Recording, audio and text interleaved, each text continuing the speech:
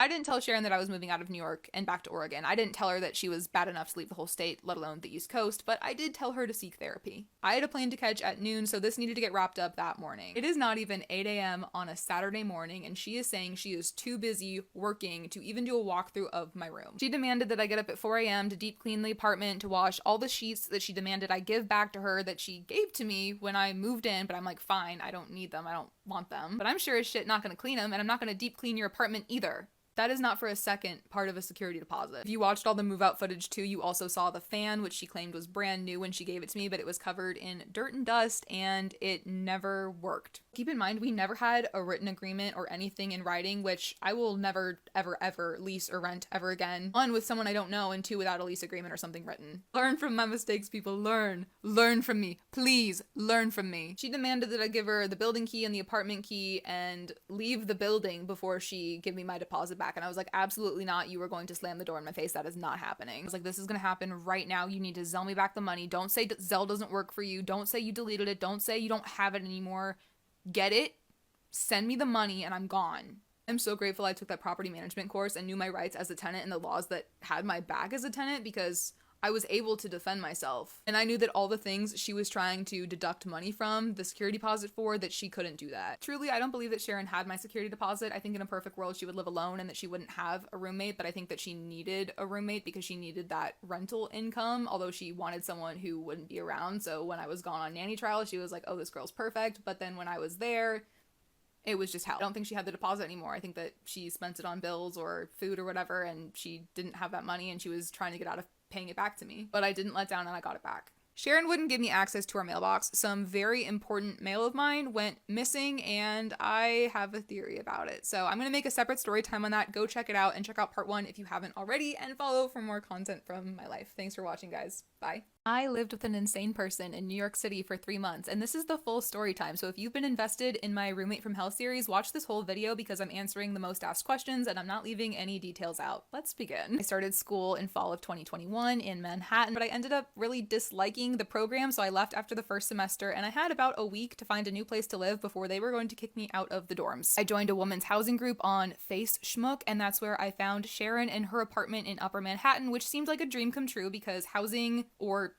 rent is insane in Manhattan, and this place was going to be $1,100 a month, including utilities, and it had a big kitchen and a laundry room, so I was like, this is really ideal. This apartment seemed luxurious compared to the other options in New York, most of which were shoeboxes with like 4 people shoved in them. The day after I moved into Sharon's apartment, I flew back to Oregon to visit family, and then right after I got back to New York, I went on a week-long job trial. So I was trialing as a nanny for these billionaires. Seriously, one of the wildest experiences of my life. I was gone most of the first 2 weeks. She loved that because she wanted a roommate who wasn't home. If I was around, she became visibly angry and irritated. I got back from my job trial and decided I was going to break up with my partner. At the time, the relationship was shitty, so I was a little bit depressed, you know? Going to school didn't work out, my relationship didn't work out, it was the dead of winter in New York. I just wanted to be home and watch movies in bed for a couple days. Also just moved, I needed to unpack all my things and get settled, so I just wanted to like chill. Guess who hated that? I felt like I couldn't leave my room because if I did, she would find a reason to yell at me. If there was even a drop of water on the counter, she would like yell at me to come out of my room to point at it.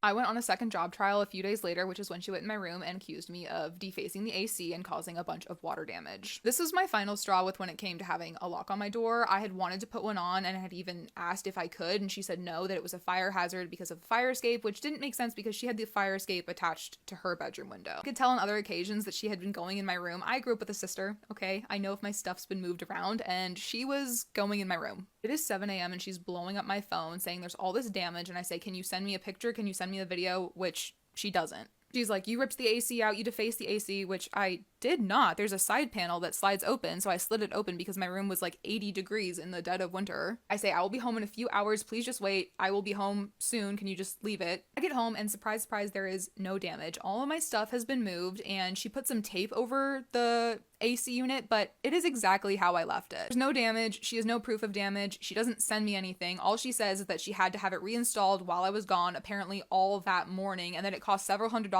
and I need to pay for it. Absolutely, I will not. In total, I've spent probably less than a week actually sleeping in the apartment at this point. She starts inventing all these crazy rules, like I'm not allowed to open the blinds because I might break them. I'm not allowed to throw lettuce in the trash can because I'm going to make it stink. I'm not allowed to have phone calls in the living room. But just in case I didn't get the hint that she didn't want me in the space, she decided to remove all the TV remotes and other things from the common space. You know how you can hear her stomping in all those move out day videos? Well, she would charge like that down the hallway in the middle of the night. I would wake up and my heart would start racing. I was just so afraid of her. I started sleeping with stuff piled in front of my door and a taser next to me, but I was like, I'm done doing this.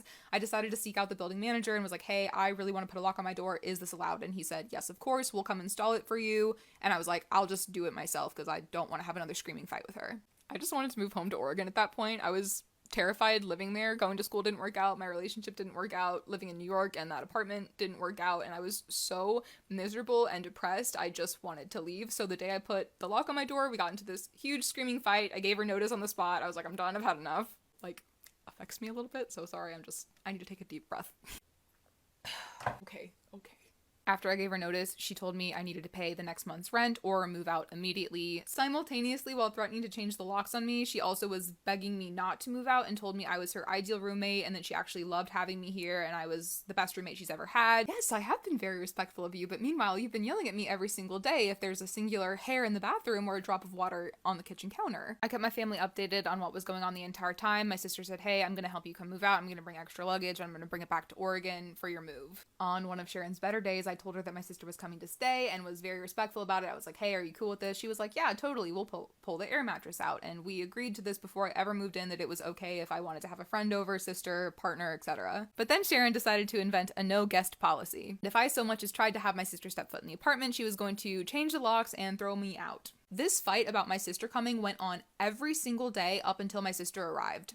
She removed everything from the apartment. The bar stools, everything in the kitchen, the cookware, the bathroom mats, the shampoo, conditioner, the toilet paper, which I helped pay for, all the cleaning supplies, the carpet, all the throw pillows, any candles, decor. She took the art off the walls, took the nails out, patched the holes over with putty and painted over them. She wouldn't so much as leave any of her toiletries in the bathroom. Like, she took her toothbrush out and I was like, does she think I'm crazy? Does she think that I'm gonna do something to her toothbrush? Like, she's the crazy one. What does she think I'm gonna do? So that made me paranoid. So then I was like, well, shit, I shouldn't leave my toothbrush in the bathroom either because she's the actual crazy one. So what if she does something to my toothbrush? She wouldn't even leave, like, food in the kitchen. Do you think I'm gonna poison you? Do I need to worry about you poisoning me?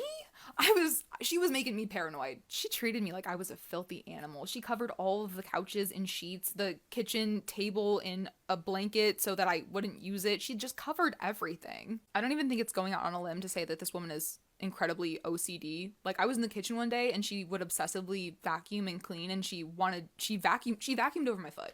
I was standing there making breakfast and she vacuumed over my foot. My sister's visit was a bit of a shit show. She yelled at my sister and was very nasty to her. And I was like, this is not okay. Like, if you want to treat me like this, fine, I'll put up with it. But I'm not subjecting my sister to this at all. We would get up early, make breakfast, leave the apartment, hang out, check out some places in New York, come back. She helped me pack a bunch of shit to take back to Oregon and was on her way. 1 week later was my official move out day, which is the footage I've been sharing with you guys this week. My friend Jalen, who I went to school with, came to help me ship a couple boxes and also to be a witness to the whole situation because I knew that Sharon would be 10 times as bad as she was in those videos had I not had another person there to kind of diffuse it. If you think she's crazy in those videos, you have no idea.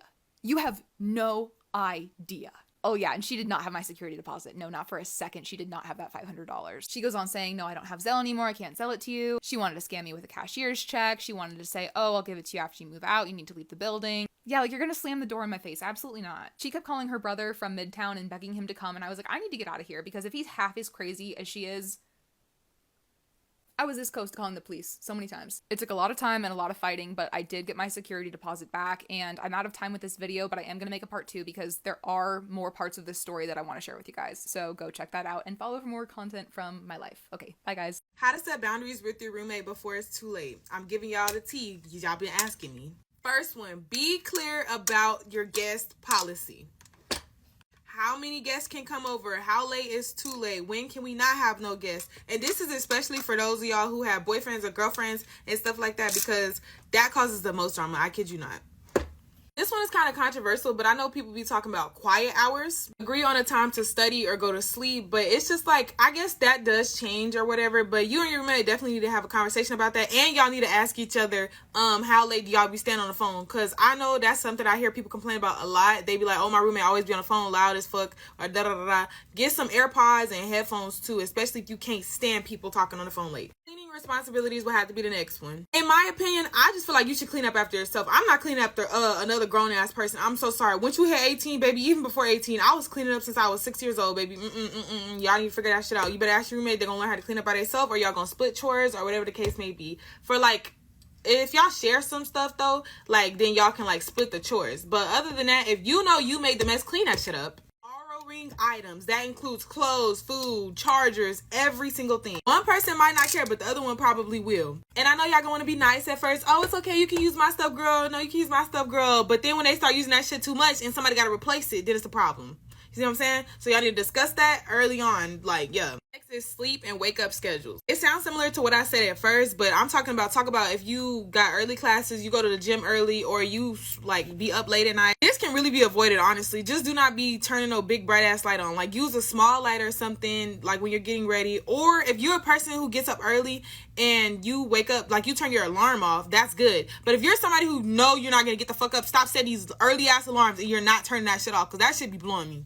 Next is alone time. If you want to be alone in a room, you need to tell your roommate, is it okay if you can have some time to yourself or space to yourself, and ask nicely to like if she can leave or if she has somewhere to go, but not like in a rude way. Like, most of the time, like me and my roommate were cool, so we didn't really mind. Like, if anybody wants alone time, or if you had another person over there or something like that, y'all have to talk about that. It's gonna seem weird at first, but you have to talk about that, because if not, you're gonna be like, damn bitch, I need you to leave. Like, I can't stand seeing your face. The last one on my list is called money talk.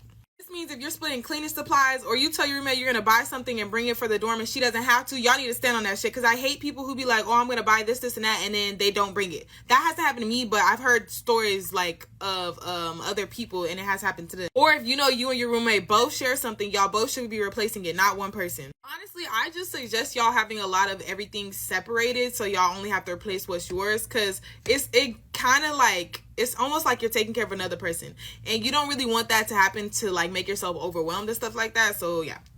I kid you not, I just recorded the entire story time, and it all deleted, every little last bit of it. So here we go again for the second time. Please work this time. I'm gonna like pause it a couple times so that I know it's still going. Okay, so starting this summer, we'll start the lore from exactly where it begins. Starting the summer, I had picked my roommates. I had picked the room type that I wanted, and everything was all set. But then, as it came time to move in, the room assignments were given, and I was in a different room than one of the girls. Then I was still with one of the girls I had chosen, but it was a different room format, so I emailed, and I was like, hey, like, what's this about? Also, this is a story time about my roommate situation and how just absolutely awful this year has been in this dorm. Yeah, so basically I emailed and they were like, hey, so yeah, sorry, like it just didn't work out like that. You can either have the roommate you wanted or you can have the room style you wanted. But I was very adamant about having my own room because I do not do sharing space, as you'll see. Yeah, I do not do sharing space with people. Especially just like people I don't really know. Like, I can do it if it's people I do know, but you know, I shared a room with my brother growing up, and I was just like, absolutely not. Yeah. Okay, so they're like, you can have the room you want, you can have the roommates you want. I was like, I want the room I want. So they gave me random roommates, but the room I want. My eyebrow still looks weird. So it comes to the day to move in, and it's like random people, but I'm like, whatever, like it'll probably be okay. And I'm the first one to move in, so I'm like, okay, this is fine. I can get settled by myself. I can have my friends who haven't left yet like come over, we can just have fun. So it's fine. And then, so my apartment is like this, like here's like the kitchen and the common area, and there's 2 rooms here and 2 rooms here, a bathroom here and a bathroom here. So yeah, I'm over here. I move in, get all settled, and then I meet the girls over here. And they're great, they're wonderful, they're amazing. One has a cat and I have a cat, and that was beautiful, perfect, all worked out, amazing. And then I meet this girl, the one that I share a bathroom with, like I share that space with. And it's fine, for sure, it's definitely fine. There are some things about her that I definitely disclosed that I did not want to have in a roommate. Like, in your contract, you put the things that you are not okay with, and there are some things that I'm definitely not okay with, but that's the school's problem, not her problem. School's problem, not her problem. Trying to remember that. Yeah, so, it's fine. We don't really ever talk. And then we kind of start talking, like, I'm kind of like, okay, like, you're fine, we're fine, this can work, this can be okay. But then her girlfriend starts coming over, like, every day, like, lives here. It's so much. She's just everywhere all the time in this apartment. And that was, like, fine. Like, we were able to get over it. Like, me and these roommates, we were like, okay, whatever. And then she starts leaving garbage everywhere, like open takeout containers just like on the table. And me and the roommate over here were like, hey, we have cats, like, you can't just leave random stuff out for like the animals to eat, like they will get sick. Anyways, there's just like food everywhere. She is the one to like overflow the trash, and then she won't take it out, and then she's like making my bathroom a mess, like using my shower, like taking up so much more bathroom time like than when it was just me and my roommate. And I'm just like, oh my goodness, I can't do this anymore. And then yeah, just kind of like they stop talking to us, and they won't sign a roommate. She won't sign a roommate agreement. I like keep saying they because it's like basically her girlfriend is one of our roommates. Yeah, so they won't sign a roommate agreement. She literally stayed in her room the entire week that roommate agreements were happening. Like, she would not come out of her room for the life of her. And it's because you can be held to the things that, like, you don't do if you sign a roommate agreement. Like, if you don't do something you say you will, you get in trouble. And so she just didn't sign it. Again, school's fault, not her fault, that she can't get in trouble now. Because they didn't, like, make her do it. So, yeah, it's just very awkward and weird, and she never comes out of her room, and then we're all just, like, very tense. She, like, broke the door one time. She leaves her shit everywhere all the time. But fast forward to winter break. These 2 roommates move out. They're gone. Like, all their stuff's gone, and this side is just, like, completely empty. But me and this girl are still over here.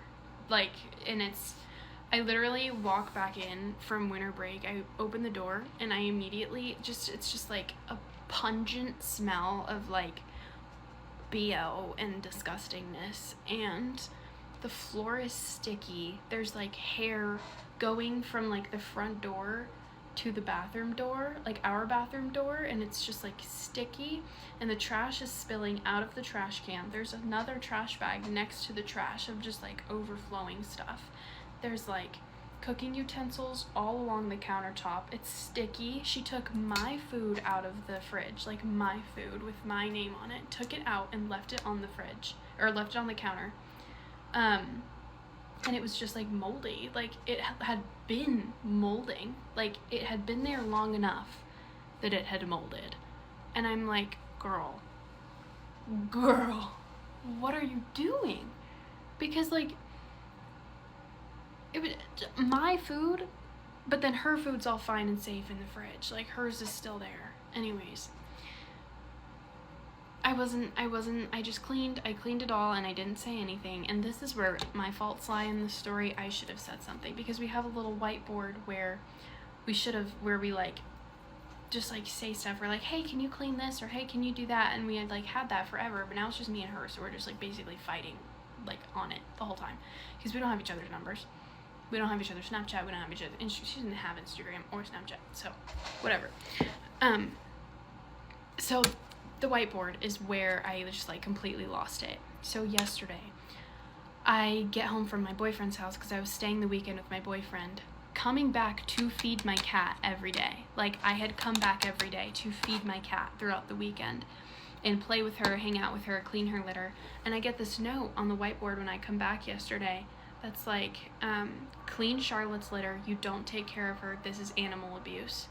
Or like, this is starting to be animal abuse or something. And I'm like, no way did you just say that to me. Like, no. I started bawling because abuse is such a crazy word to use.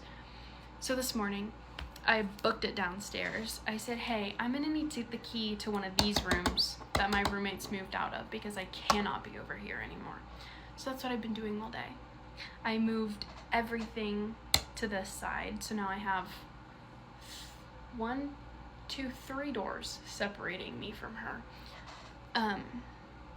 Yeah, I moved all my cat stuff over here, all my stuff over here. I moved everything that I have paid for in that bathroom over here. So now she doesn't have a shower curtain, she doesn't have a bath mat, she doesn't have, what else? Several things. Anyways, so yeah, now I'm over here in this, it's a mess right now because I was moving all morning by myself. But that's my story, my roommate story for everybody, and I really hope that you enjoy it, and she still lives with me, so that's lovely, but I doubt she has TikTok because she's not a real human. Anyways.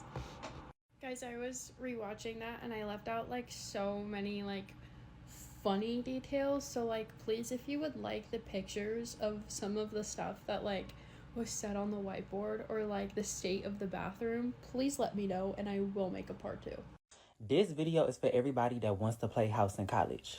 I don't recommend it per my last video, but a lot of y'all say y'all do it to thicken a plot, so I'm going to let y'all know how to do it properly.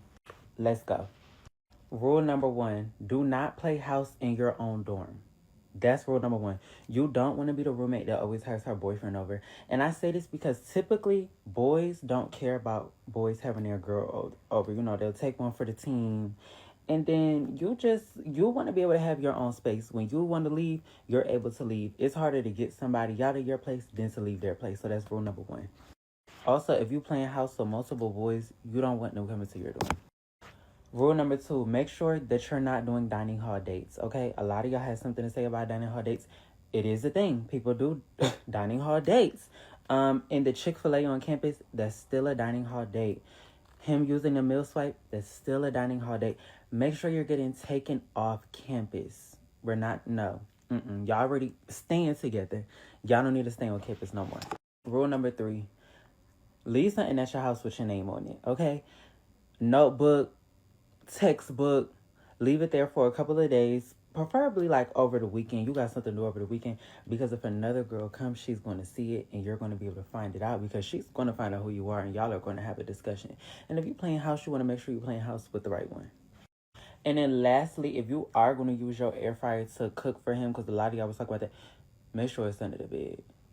We don't want to get your house terminated in the midst of you trying to play house with. Yeah, that's all the rules that I got for right now. A lot of y'all wanted to play house so y'all can thicken the plot. So if you want to play house, make sure you play correctly.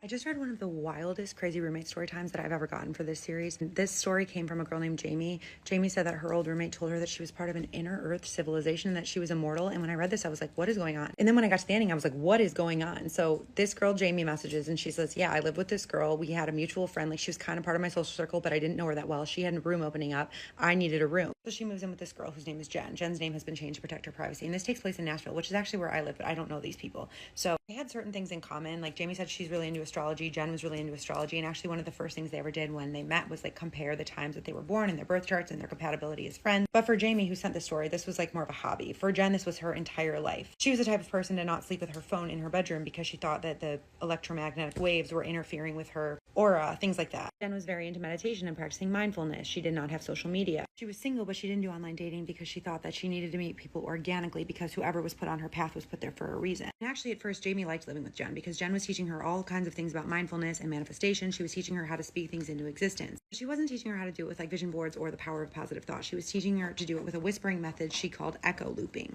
Pause to say that I'm very into manifestation and I've never heard of echo looping. But anyway, Jen tells Jamie that if she whispers her intentions between 3:10 and 3:30 in the morning and then drinks sun water, manifestation becomes easier because you can bypass something called the electromagnetic gatekeepers. Like, I've never heard of this. Jamie said sun water was basically just water you left out in the sun. But to her surprise, it actually worked in some ways. Like, she got a raise. She had chronic jaw pain that went away. And this was an issue that she was plagued with for as long as she could remember. And she felt more energized and emotionally regulated than she had felt in years. And she tells Jen this. And Jen says, oh yeah, that's just because you're just remembering who you really are. They're living together for a couple months when Jen leaves for what she calls a harmonic yoga retreat. And this wasn't that uncommon. She did retreats like this fairly often. But on this particular trip, she comes home after 3 days without her bag. She's barefoot. She's got leaves and sticks in her hair. And when she walks in, Jamie's in the kitchen and she's like, how was it? And she's like, I don't want to talk right now. She's like, I'm really tired. I've crossed through and I can't speak about it until the moon wanes. So Jamie's like, okay, I guess we'll talk about it tomorrow. And Jen goes to bed. And then she doesn't leave her room for 3 days. Like, she would come out to use the bathroom and stuff, but then she would just go back in her room and go right back to sleep. So Jamie's like, I guess whatever she did really wore her out. On the third night after Jen came back, Jamie woke up at 3:22 in the morning. She was going out to the kitchen to do her echo looping practice. For manifestation, when she walks out in the kitchen, she sees Jen out there pacing back and forth. It almost looks like she's sleepwalking and she's whispering to herself, but it was like whispering really, really fast, like she was reciting something from memory. So Jamie's like, Jen, are you awake? Like, what's going on? And Jen just looks at her and says, oh, you weren't supposed to see that yet. She's like, good, that's very good because it means you're remembering. She's like, it means you're almost ready. And Jamie's like, what are you talking about? And I guess that's when Jen decides it's appropriate to just tell her that she is from Middle Earth. Like, she says she's from Agartha, which I guess according to her is a city that lies beneath the surface of the earth. And she says she was sent to the earth's surface to help wake people up in cycles. She tells Jamie she's one of these people. And Jamie's like, I have no idea what you're talking about. She's like, yeah, your lineage belongs to the 13th spiral. I don't know if this is a thing. I don't know if it's just a thing in Jen's world, but that's what she tells her. And she starts going on and on about how the veil is getting thinner and that Jamie needs to wake up. And Jamie's like, I still am not following. She said she wasn't like creeped out. Like, she actually remembers thinking as it was happening that Jen was just messing with her. She said she actually remembers kind of laughing out of nervousness or like to get Jen to break character, but she didn't. Instead, she just said that the ones who guard the openings are getting tired and that there are breaches and that she should pay attention to humming noises before power outages. She says when you notice patches of cold air, that's not weather, that's leakage. And Jamie said she was just at a loss. Like, she had no idea what was going on with this girl. She just let her talk and talk. But it all culminated when Jen said, yeah, I don't die like you do. And she ends the conversation with saying something like, yeah, well, the moon's waned, so we can talk about it more tomorrow. So I'll see you tomorrow. Good night. And she just goes back in her room. So Jamie's like, weird. And the next day she brings it up to her and she's like, what was last night about? Like, were you on something? Like, were you drinking? And Jen's like, no, that was all true. And just goes about her day like normal. Jamie said like she just let it go kind of after that. Like, she would bring it up from time to time and Jen was always happy to elaborate on what she was talking about, but she fully believed that she was from Middle Earth and that she was immortal. Like, even when they were out or something, Jamie would bring it up and Jen would just agree and be like, yeah, that's true. And this belief didn't seem to be affecting her in a negative way, so I guess Jamie just kind of let it go, like she was otherwise a good roommate. Until about a month later, all the pipes burst on the floor above them and the apartment complex flooded. I actually think I know which building this was. Like, I remember an apartment complex getting flooded around here and them having to vacate a bunch of the unit. But I don't know, she didn't say the name of it. But anyway, they have to move out. Like, their apartment is just done for. But while their apartment was flooding, Jen was just standing calmly in the living room while Jamie was like frantically putting everything into trash bags trying to get out of there. And Jen just said, this was all going to happen anyway. This is just alignment. So Jamie calls another friend of hers. She's going to go stay with her and she's like, where are you gonna go? And Jen says, oh, I know some people out in McMinnville, which is a town like outside of Nashville. And she's like, yeah, but you don't know these people and you couldn't go there unless they invited you. So they leave the place kind of in chaos and 3 days go by and then she texts Jen. She's like, hey, are you doing okay? Like, how was your friend's place? And Jen just doesn't respond. And she chalked it up to her like going off grid or just not having signal wherever she was. She would text her again and again and she never got a response. Her number is still active, but she's never responded to Jamie. So Jamie tries not to overthink it. She's like, I guess she just didn't want to be friends anymore. Like, whatever, life goes on. Until a couple months later, she's like looking on the social app with the red logo. It's a forum, you know what I'm talking about. She comes across a post in a niche community about geological hums. She said it wasn't like I was like actively searching out that information. It was just suggested to me, so I looked at it. But apparently people all over the world hear these geological hums right before power outages or weird weather, and she's intrigued because she remembered what Jen had said about geological hums. So she starts reading, and one of the top comments mentioned one of these strange hums just outside of McMinnville, Tennessee on the exact same night that the apartment flooded. She said it was goosebumps when she read a comment responding to that, which said, the McMinnville tone was unusually loud. There's a person I know who reported missing time. The bird stopped singing for a full 48 hours. There are definitely people walking among us who are not us. She said, Ashley, my stomach dropped when I read McMinnville and the tone, and I read the date, because how could she have known, and why would she have behaved that way? Like, maybe it's just coincidence, but now I can't stop wondering. I don't really know what to think. I don't really know what to make of this, but I think it's interesting, and I love crazy roommate stories because that's actually how Spooky Scary Storytime even started. So if you've got a story you think no one would believe, please send it to me. I would love to read it. The people here would love to hear it, and you found your people. I try to post a new story almost every single day, and I've got one coming up about someone who believes they've met the Galactic Convention, so nothing's too weird. আমার কি বলা উচিত? Ma'am যদি আমার কোনো ভুল থাকে আমাকে ভুলগুলো ধরাই দিবেন। কেউ তো ভুল ধরালো না, আমি কোত্থেকে ভুল খুঁজে পাবো? কুমিল্লার সাফাইয়াত। কে জানে আজকে ব্ল্যাক স্কার্পের পাওয়ারটা ধরে রাখতে পারবে তো সেই মর্যাদাস। হ্যালো, ম্যাম অ্যাকচুয়ালি আমার আইটেমটা হচ্ছে purple cabbage cream chicken pasta.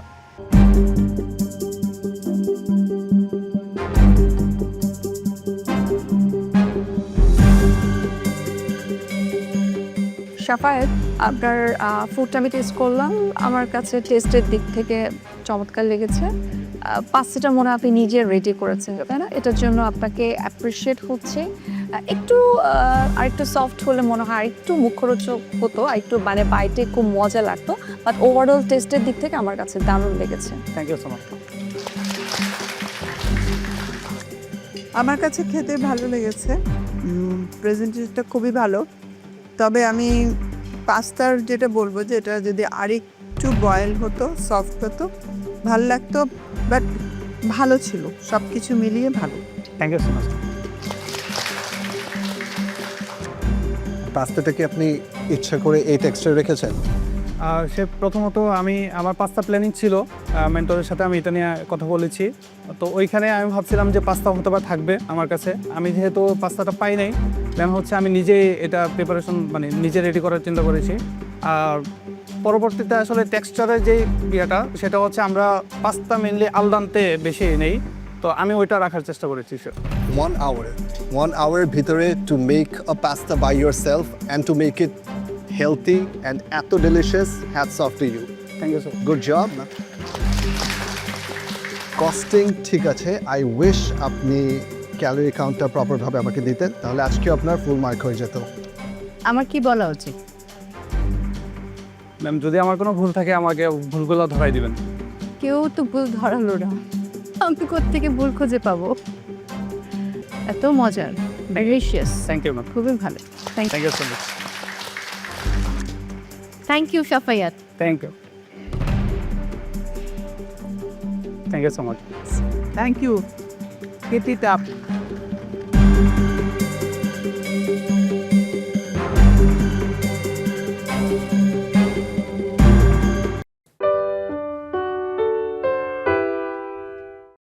রহস্যময় ব্রিফকেসটা একদম বাঘের মতো তাকায় আছে আমার দিকে।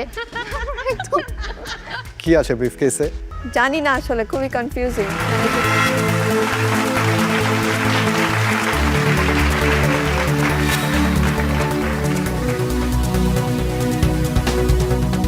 What a dramatic entry chef, কিন্তু হাতে ব্রিফকেস কেন?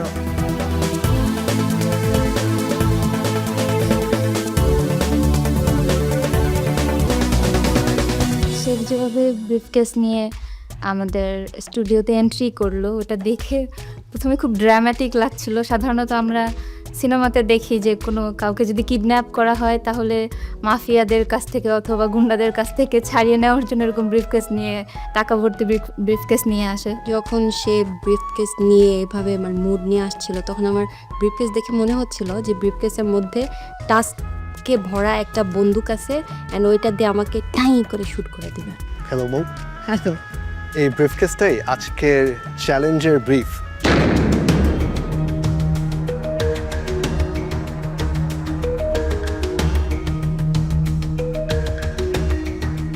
Wow, straight into in the business, মানে সরাসরি ব্রিফ নিয়ে আজকে আপনি এন্ট্রি নিয়েছেন। অ্যাবসলিউটলি। আপনি দেখতে চান ব্রিফকেসের ভিতরে কি আছে? ডেফিনেটলি। আমার তো এখনই আগ্রহ হচ্ছে যে আজকে কি চ্যালেঞ্জ লুকিয়ে রয়েছে ব্রিফকেসের মাঝে।